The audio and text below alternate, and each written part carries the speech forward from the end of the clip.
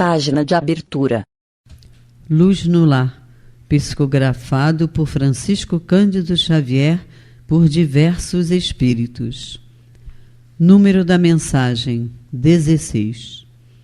Título: Oração da Criança. Amigo, ajuda-me agora para que eu te auxilie depois. Não me relegues ao esquecimento, nem me condenes à ignorância e à crueldade. Venho ao encontro de tua aspiração, de teu convívio, de tua obra. Em tua companhia estou na condição da argila, nas mãos do oleiro. Hoje sou sementeira, fragilidade, promessa. Amanhã, porém, serei tua própria realização. Corrige-me com amor, quando a sombra do erro envolver-me o caminho, para que a confiança não me abandone. Protege-me contra o mal. Ensina-me a descobrir o bem.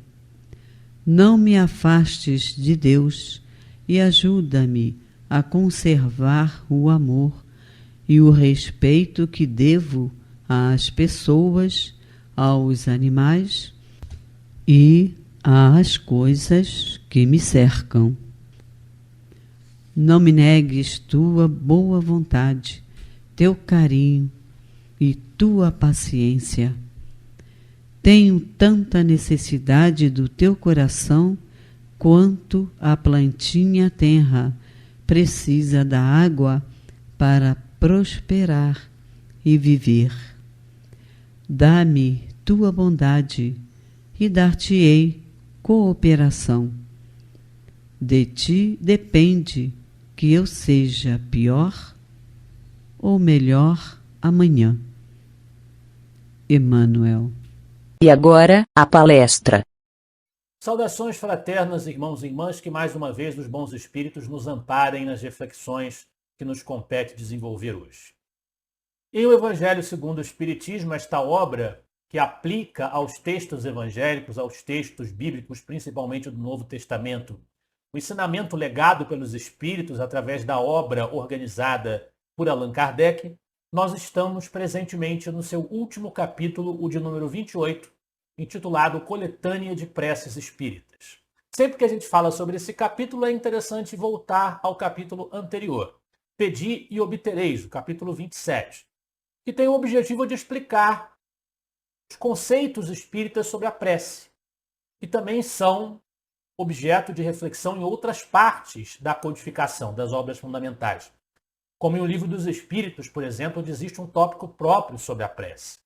É sempre importante destacar, em se tratando de um Evangelho segundo o Espiritismo, que todas as lições de Kardec e dos Espíritos sobre o assunto são concordantes com o ensino que Jesus transmitiu sobre o mesmo tema quando esteve encarnado na Terra. Espelha o pensamento do Espírito elevadíssimo que encarnou na personalidade de Jesus de Nazaré, que preside também o advento da doutrina espírita.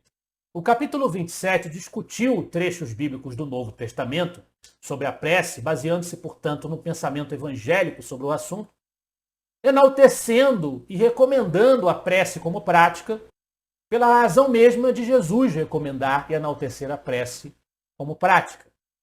Os dois últimos capítulos, portanto, de O Evangelho segundo o Espiritismo tratam da questão da prece.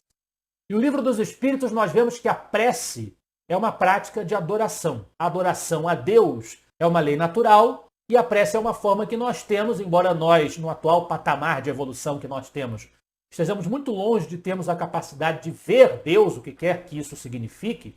O espírito puro é que tem a experiência direta da divindade. Não existe nenhum espírito encarnado na Terra, entre nós aqui, que tenha a experiência direta de Deus. Nós não temos essa capacidade, nós não a desenvolvemos aí. Mas nós podemos sintonizar, sobretudo através da sintonia com os seus representantes, que são os bons espíritos, os espíritos superiores e puros, sintonizar com a divindade, com a sua lei, tentar harmonizar os nossos pensamentos através da prece e por isso ela é um ato de adoração, essa relação da criatura com o Criador. E por isso a prece também é uma ferramenta muito salutar e positiva para os mais diversos momentos. A prece ajuda, ela é uma ferramenta que nos ajuda a estar sintonizados com as melhores influências e mais bem dispostos para tomar a atitude certa diante dos desafios que nós enfrentamos. É sempre importante lembrar, diante dos itens, os vários itens desse capítulo 28, em que nós estamos, a coletânea de preces espíritas, qual é o motivo desse capítulo existir, porque ele pode levar a confusões, se nós não prestarmos atenção a isso. Já no preâmbulo, Kardec diz: a coletânea de preces, que este capítulo encerra, representa uma escolha feita entre muitas que os espíritos ditaram em várias circunstâncias. Eles, sem dúvida, podem ter ditado outras em termos diversos, apropriadas a certas ideias ou a casos especiais.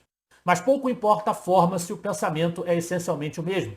Não há, pois, considerar essa coletânea como um formulário absoluto e único, mas apenas uma variedade no conjunto das instruções que os espíritos ministram. É uma aplicação dos princípios da moral evangélica desenvolvidos neste livro, um complemento aos ditados deles, relativos aos deveres para com Deus e o próximo, complemento em que são lembrados todos os princípios da doutrina. Então o que precisa ficar claro é que essa coletânea de prece não é um breviário, não é absolutamente necessário, como se fosse um ritual, uma prática exterior formalizada, que o espírita leia essas preces sempre que tiver uma situação como essas que estão listadas aí no capítulo. Como se sem isso, a prece que você fizer espontaneamente não tivesse valor nenhum. Que o que importa realmente para a eficácia da prece é a sinceridade, é a força do pensamento, não é a forma pela qual ele está revestido. Elas podem servir, sim, de apoio a alguém que sinta necessidade de um texto para ler quando vai orar, para fazer, focar a sua concentração. Aí a pessoa pode ler a prece que está no Evangelho segundo o Espiritismo. Ela pode ter essa utilidade, sim, prática, para quem for orar. Mas não é o objetivo que o espírita fique focado em sempre que tiver uma situação ler uma dessas preces. Mas o capítulo tem uma outra importância. Kardec vai dizer que com o propósito de chamar de maneira especial a atenção sobre o objeto de cada prece e de lhe tornar mais compreensível o alcance, vão todas precedidas de uma instrução preliminar, de uma espécie de exposição de motivos sob o título de prefácio.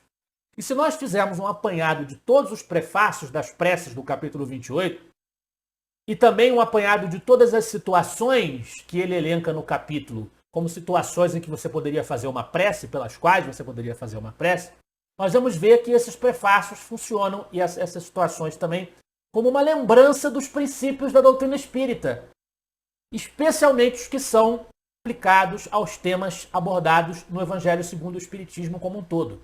Então o capítulo 28 ele funciona como uma excelente oportunidade de revisão. É a revisão para a prova. A prova, no caso, é a nossa vida, é a nossa existência. Esse capítulo 28 ele funciona como uma espécie de revisão de vários princípios morais ligados ao pensamento espírita.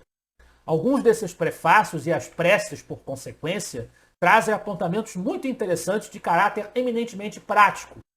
E é o que nós vemos nos itens que nos cabem hoje também e os itens que têm sido estudados na seção de preces para aquele mesmo que ora.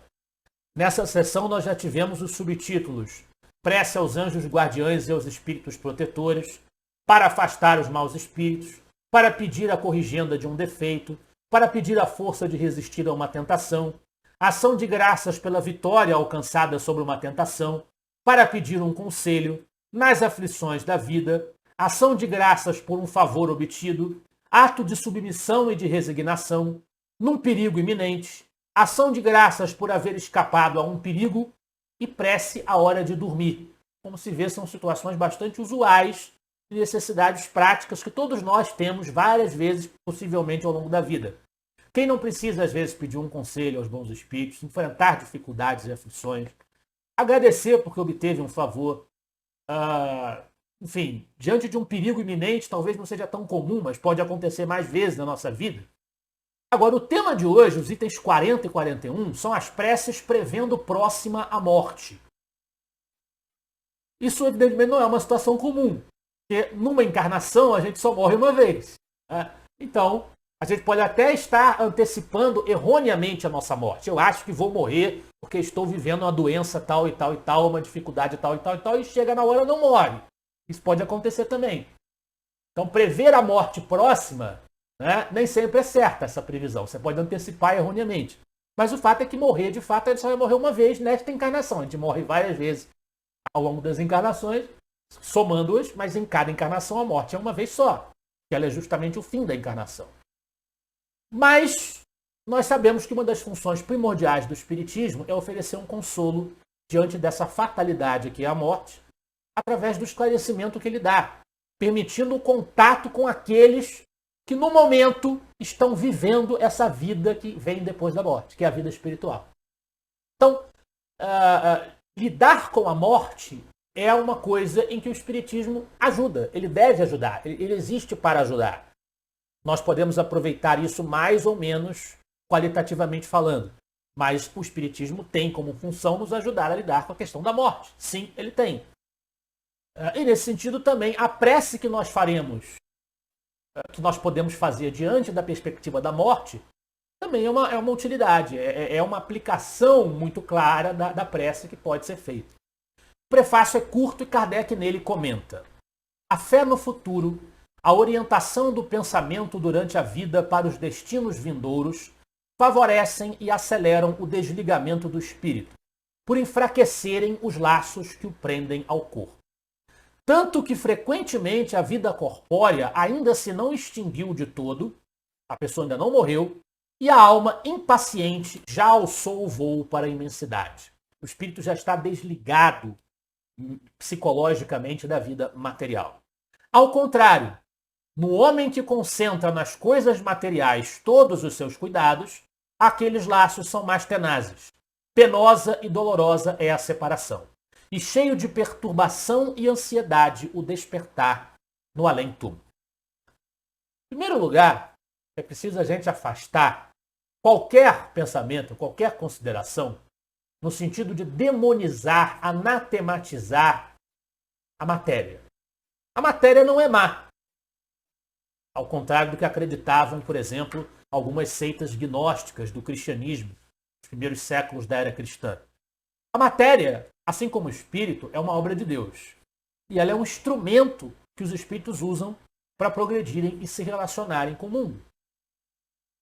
Quando o espírito encarna, obviamente, qualquer que seja o tipo de matéria do mundo em que ele está encarnado, ele está lidando com a matéria, se ligando à matéria e lidando com o mundo material exterior através da matéria. Mas mesmo desencarnado, o espírito tem o seu envoltório material, semimaterial, que é o perispírito, e ele pensa e se comunica pelo pensamento com os outros espíritos, e esse pensamento também se transporta através do fluido universal, que é matéria. Então a matéria é um instrumento de que o espírito se utiliza para exercer a sua ação sobre o espaço exterior, para usar aqui uma expressão entre aspas. Né? Então ela é boa, ela faz parte da obra de Deus. Ela não é má, não tem por que demonizar a matéria.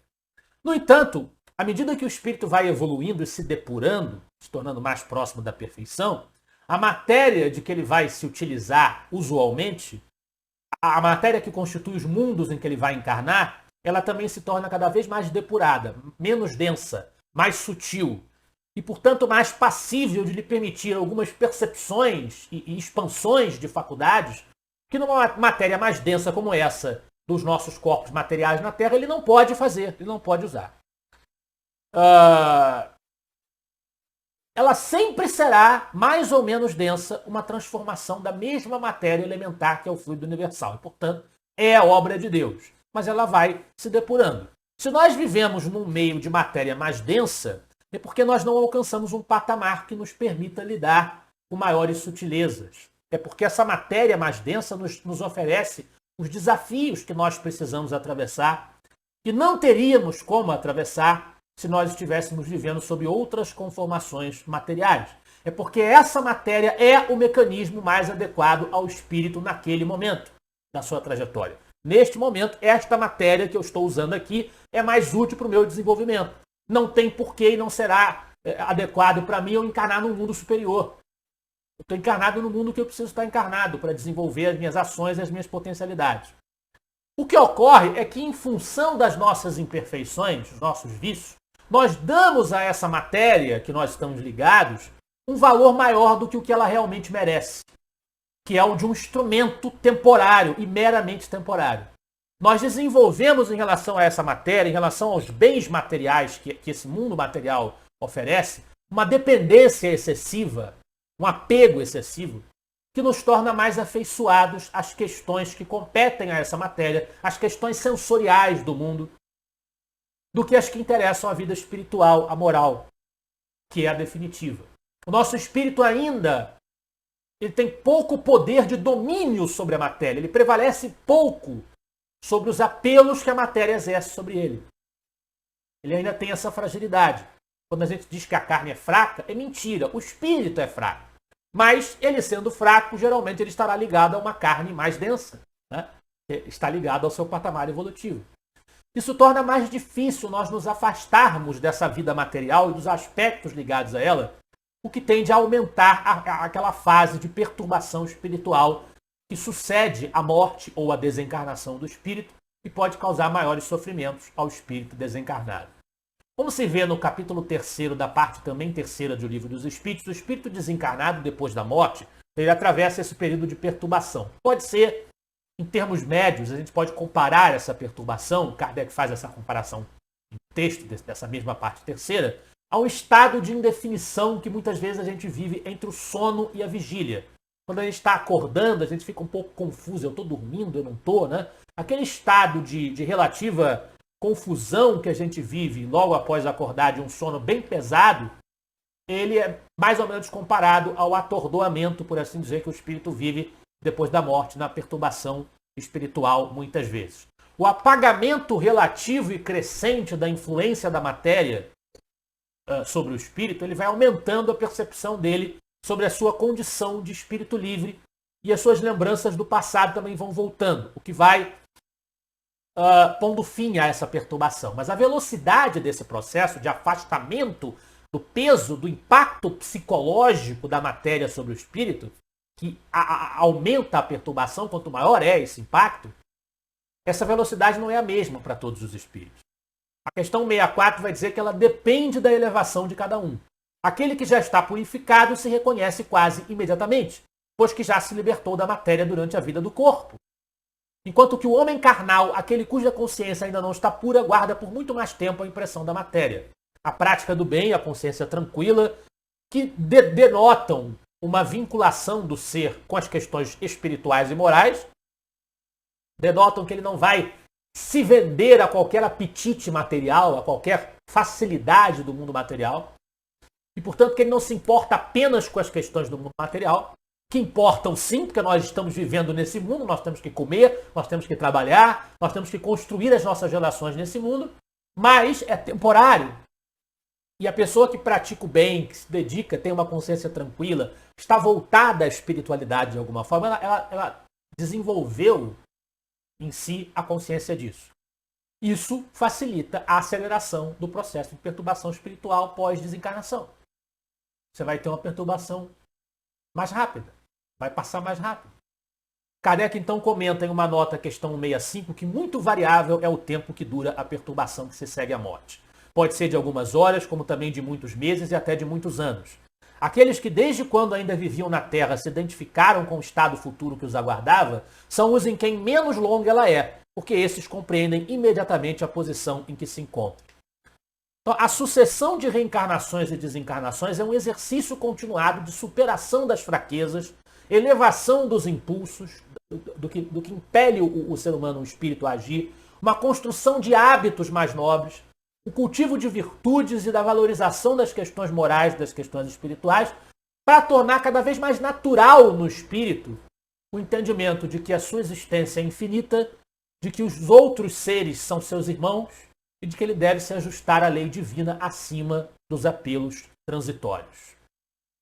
Quanto mais nós conseguimos colocar o nosso ponto de vista sobre a vida nessa direção de valorização da questão espiritual, mais degraus nós estamos subindo nessa escala evolutiva. O principal fator para definir esse encaminhamento do espírito após a desencarnação, como vai se dar a sua trajetória logo após a morte, é o fator moral. O espírito pode cultivar a ilusão de ainda estar encarnado. Ele pode querer, por exemplo, se envolver em disputas sobre heranças ou qualquer outra questão do mundo material, qualquer outra questão mesquinha da vida material. Exatamente por quê? Porque ele pode continuar alimentando algumas ideologias ou pensamentos que ele defendia quando estava encarnado, mesmo contra toda a evidência que o mundo espiritual dá para ele de que aquela concepção estava errada, precisamente pela influência que ele ainda permite que a matéria tenha sobre ele. Ou seja, simplesmente pela importância que ele vota as questões deste mundo material, terra a terra, acima das causas nobres e dos desenvolvimentos que são importantes para o outro mundo, o espiritual, que é o definitivo. Então, quando a pessoa está perto da morte, né, aquele que se preocupou em tentar ser, para usar um clichê aqui, a melhor versão possível de si mesmo, se preocupou em agradar a Deus e aproveitar a sua encarnação e ser útil na sua encarnação, emancipou seus pensamentos de alguma forma, em alguma medida, sabendo que essa encarnação é um meio para um fim e não um fim em si mesmo, que as coisas todas do mundo material são meios e não fins, quando chega de volta no mundo, que é o palco principal da sua existência, que é o mundo espiritual, o palco conclusivo, onde ele vai aproveitar aquilo que ele conquistou intelectualmente e moralmente, ele já vai estar ligando a esse mundo espiritual a importância fulcral que ele merece. E com isso a adaptação desse espírito à vida espiritual tenderá a ser muito mais rápida. A sua separação do corpo menos aflitiva, menos penosa, ou sequer será penosa. E a prece, perto da morte, é uma forma de nós, de preferência já tendo feito esforço durante a vida material, de fazer essa, como diria Herculano Pires, essa educação para a morte que o Espiritismo nos ensina e orienta a fazer, também pode nos ajudar a elevar os pensamentos no momento da proximidade do desligamento do corpo físico. Vejamos a prece, que resume brilhantemente a atitude que o Espiritismo recomenda que todos nós tenhamos perante a morte. Meu Deus, creio em Ti e na Tua bondade infinita. E por isso mesmo não posso crer hajas dado ao homem a inteligência que lhe faculta conhecer-te e a aspiração pelo futuro para o mergulhares no nada. Creio que o meu corpo é apenas o envoltório perecível de minha alma e que quando eu tenha deixado de viver, acordarei no mundo dos espíritos. Deus Todo-Poderoso, sinto se rompem os laços que me prendem a alma ao corpo e que dentro em pouco irei prestar contas do uso que fiz da vida que me foge. Vou experimentar as consequências do bem e do mal que pratiquei. Lá não haverá ilusões, nem subterfúgios possíveis. Diante de mim vai desenrolar-se todo o meu passado e serei julgado segundo as minhas obras. Nada levarei dos bens da terra. Honras, riquezas, satisfações da vaidade e do orgulho, tudo enfim que é peculiar ao corpo permanecerá neste mundo. Nem a mais mínima parcela de todas essas coisas me acompanhará, nem me será de utilidade alguma no mundo dos espíritos. Apenas levarei comigo o que pertence à alma, isto é, as boas e as más qualidades, para serem pesadas na balança da mais rigorosa justiça. E tanto maior severidade haverá no meu julgamento, quanto maior número de ocasiões para fazer o bem que não fiz me tenha proporcionado a posição que ocupei na Terra. E aí Kardec faz um parênteses para remeter ao capítulo 16, item 9, a verdadeira propriedade, ao subtítulo, em que se vê que a propriedade ou riqueza real do ser humano é a moral e intelectual. E nós devemos prestar contas a Deus, como ele está dizendo aqui na prece, do uso que nós fizemos dos bens materiais que ele depositou sob o nosso controle temporário na Terra. Sejam esses bens as nossas riquezas materiais, o poder de que nós nos servimos, poder político, poder econômico, qualquer que seja.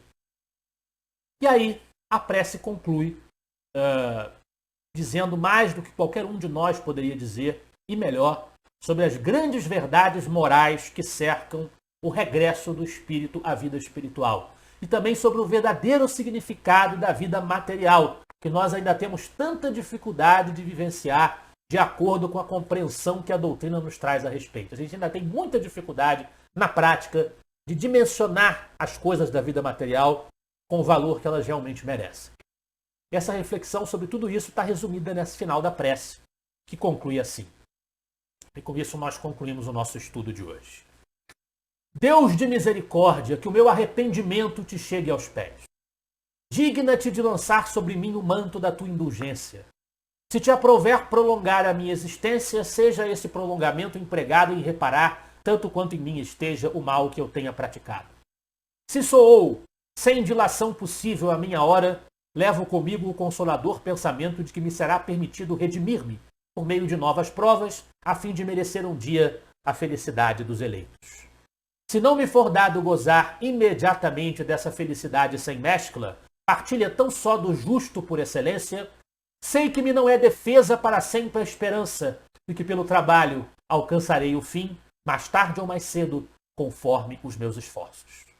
Sei que próximos de mim, para me receberem, estão espíritos bons e o meu anjo de guarda, aos quais dentro em pouco verei, como eles me veem.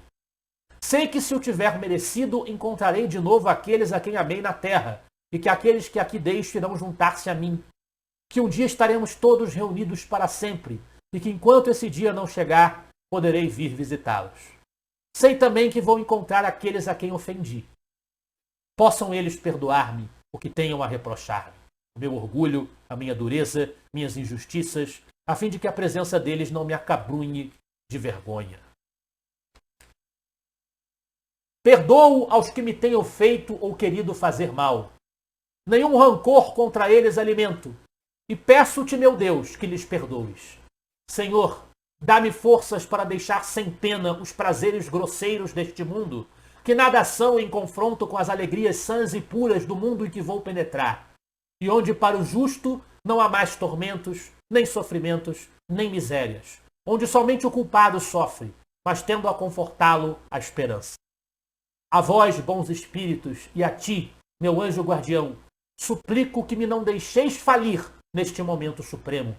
Fazei que a luz divina brilhe aos meus olhos, a fim de que a minha fé se reanime se vier a abalar-se. Que assim seja para todos nós. Muita paz.